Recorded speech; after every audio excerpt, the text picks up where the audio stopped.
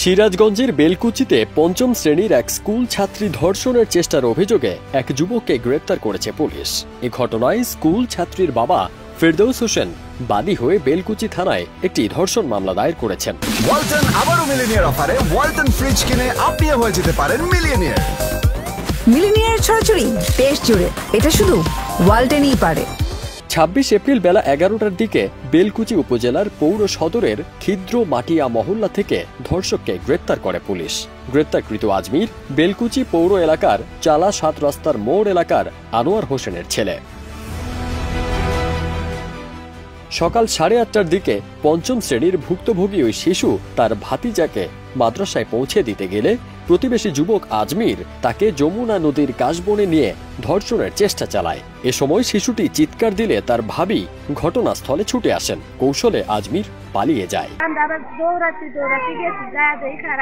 জঙ্গলের মধ্যে নিয়ে মুখটা থাপড়া ধরছে, ওইদিকে নিতে গেছে, নিয়ে যায়।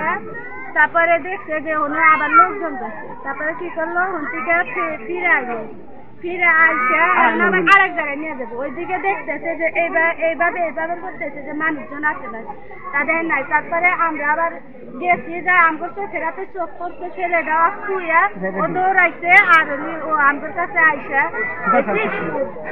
মনে করেন ও বেহুশ হয়ে গেছে। স্থানীয় লোকজন বেলা ১১:৩০টার দিকে বেলকুচি উপজেলা পরিষদ এলাকা থেকে আজমিরকে আটক করে গণপিটুনি দিয়ে ঘটনাস্থলে নিয়ে যায়।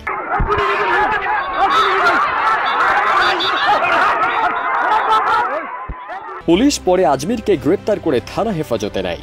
বেলুচি থানার এসআই আব্দুস সালাম জানান, স্কুল ছাত্রীকে ধর্ষণ চেষ্টার অভিযোগে আজমিরকে গ্রেপ্তার করা হয়েছে। ইতোমধ্যে ভুক্তভোগীর বাবা বাদী হয়ে থানায় একটি ধর্ষণ মামলাও দায়ের করেছেন। গ্রেপ্তারকৃত আজমিরকে কারাগারে পাঠানো হয়েছে। ফারদিন সানি, দেশ রূপান্তর।